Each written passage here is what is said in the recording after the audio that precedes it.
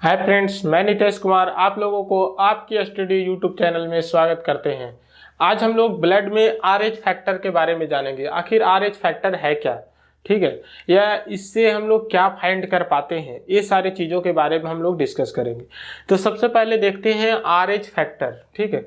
ये आरएच की उत्पत्ति शब्द की कहाँ से हुई, इन सारे चीज़ों को एक एक करके हम लोग आज डिस्कस करेंगे।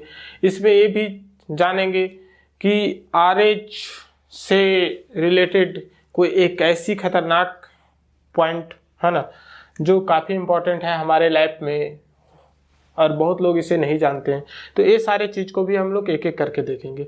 तो सबसे पहले देखते हैं कि आरएच की खोजकर्ता जो हैं वो कौन है। तो आरएच की जो खोजकर्ता हैं उनका नाम है लैंडस्टीनर तथा वीनर। इन्होंने कब इसकी खोज की? 1940 यानी 1940 में लैंडस्टीनर और वीनर ने आरएच फैक्टर की खोज की। अब कहोगे सर ये आरएच है क्या? तो कहा जाता है कि आरएच की खोज सबसे पहले जो है 1940 में आरबीसी में एक अन्य प्रकार के एंटीजन का पता चला।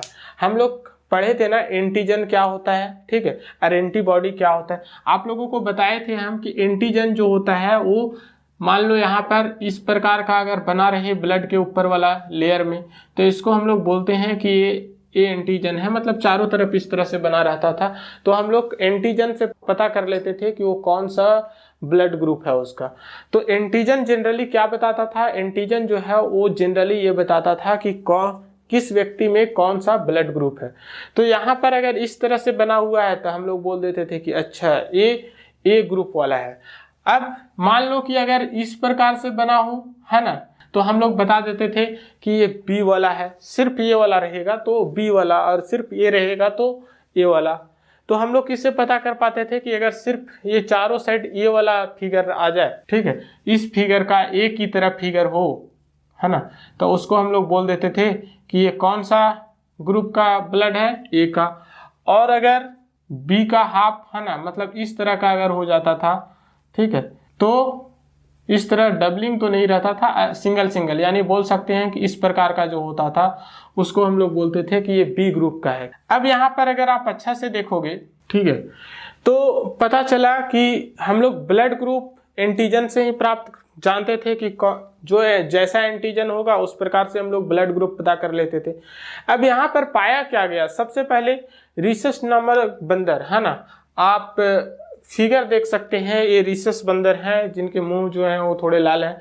तो रिसस बंदर में देखा गया कि एक अन्य प्रकार का भी एंटीजन पाया गया, और अन्य प्रकार का जो एंटीजन था वो कुछ इस प्रकार से था, यानी शेप जो है वो थोड़ा रेक्टेंगल शेप का, इसके यानी ब्लड के ऊपर वाला जो लेयर होता था जब माइक्रोस्कोप से देखते थे तो इस प्रकार का शेप का बना हुआ था।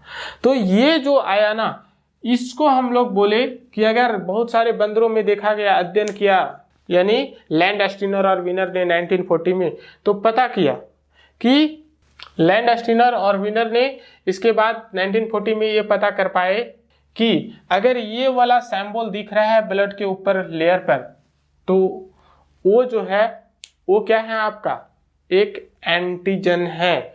और वो एंटीजन को हम लोग, यानी सबसे पहले रिसस बंदर, जो फिगर में आपको मैं बताया कि रिसस, है ना, बंदरों में देखा गया, ये सर्च किया गया था, इसीलिए हम लोग उसको आरएच फैक्टर बोले। यानी यहाँ देखो 1940 में आरबीसी में एक अन्य प्रकार के एंटीजन का पता लगाया, है ना। इन्होंने, किसने लगाया था? तो लैंडस्टीनर एंड विनर ने। इन्होंने सर्वप्रथम रिसस नामक बंदर में इसे देखा, अतः इसे आरएच कहा गया और इसी से आरएच फैक्टर बना। यानी जो ये सैंबल आपको दिख रहा है ना, ये आपको रिसस बंदर के, मतलब ब्लड जो आरबीसी ब्लड था उसमें से बहुत सारे ऐसे बंदर थे जिसमें देखने को मिला, तो उसी को हम लोग बोले आरएच फैक्टर। अब यहाँ पर देखो आरएच पॉजिटिव क्या होता है और आरएच नेगेटिव क्या होता है। तो अगर आप आरएच पॉजिटिव और आरएच नेगेटिव की बात करते हैं ना, जैसे हम लोग ब्लड ग्रुप की बात करते हैं, ए पॉजिटिव ए नेगेटिव, तो एक्चुअली ए आरएच पॉजिटिव होता है, ए आरएच नेगेटिव होता है, उसी को हम लोग ए पॉजिटिव और ए नेगेटिव के रूप में हम लोग देखते हैं। अगर मान लो कि यहाँ पर किसी में ये वाला एंटीजन पाया गया, देखो बायोलॉजी का जो टर्म होता है ना, उसमें बहुत इंपॉर्टेंट पॉइंट है ये समझना कि पॉजिटिव कब होगा और नेगेटिव कब होगा। जैसे अभी कोविड-19 का काल चल रहा था, देखे हम लोग, तो कोविड-19 में हम लोग क्या देखे कि जिस व्यक्ति को कोविड है उसके सर्टिफिकेट में लिख कर आता था यानी कोविड-19 पॉजिटिव, ठीक है, और जिस व्यक्ति का मतलब कोविड नहीं है उसके सर्टिफिकेट में लिख कर आता था कोविड-19 नेगेटिव। तो पॉजिटिव मतलब होना होता है और नेगेटिव मतलब नहीं होना होता है। तो बायोलॉजी के टर्म में जब अगर कभी पॉजिटिव और नेगेटिव के रूप में आप देखें तो समझ जाओ पॉजिटिव है इसका मतलब है और नेगेटिव है मतलब नहीं है। तो यहाँ पर RH पॉजिटिव, तो जब रिसर्च बंदर पर रिसर्च किया गया तो बहुत सारे बंदरों में देखा गया कि इस प्रकार का जो एंटीजन है वो है, तो वैसे को हम लोग RH पॉजिटिव बोल दिए, और मतलब रिसर्च पॉजिटिव, और कुछ में ऐसा देखा गया कि ये एंटीजन है ही नहीं, ठीक है, बहुत सारे बंदरों में नहीं है, तो उसको हम लोग RH नेगेटिव बोले। तो RH पॉजिटिव और नेगेटिव क्या है ये आप लोग को समझ में आ गया। RH जनरली एक रिसर्च बंदर से लिया गया वर्ड है, ठीक है, इसके सर्च किसने की सबसे पहले 1940 में लैंडस्टीनर एंड विनर ने किया। अब इसमें समझना कि भारत में अगर हम लोग RH के बारे में बात करें तो भारत में RH पॉजिटिव 95% लोग होते हैं और RH नेगेटिव जो होते हैं वो 5% होते हैं। तो आप देखोगे मैक्सिमम लोग जो RH blood A positive O positive A वाले लोग मिलेंगे, तो RH पॉजिटिव 95% है और RH नेगेटिव जो है वो 5% है। अब नोट हम लोग इस पॉइंट को समझना कि RH वाला जो है ना, इससे एक क्वेश्चन बहुत बार आता है और वो है इरिथ्रोब्लास्टोसिस, है ना। तो इरिथ्रोब्लास्टोसिस होता क्या है?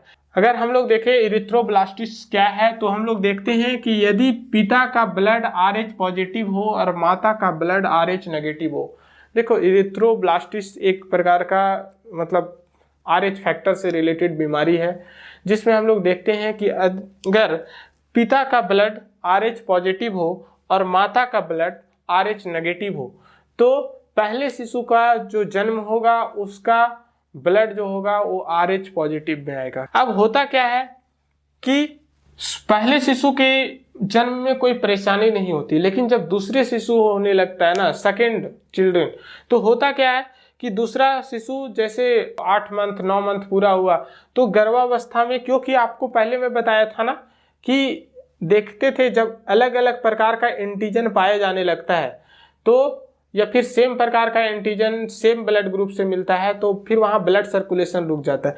यहाँ भी कुछ इसी प्रकार की घटना होती है, यानी दोनों में देखने को मिलता है, परंतु होता क्या है कि दूसरे बच्चा जो है उसके, ठीक है, मृत्यु हो जाती है। अब मृत्यु कैसे हो जाती है तो इसके बारे में बताया, क्योंकि ये एंटीजन जो है वो ब्लड का सर्कुलेशन नहीं होने देता और इससे क्या होता है, बच्चा जो है वो 9 मंथ हुआ, ठीक है, उसके बाद वो होता ही नहीं।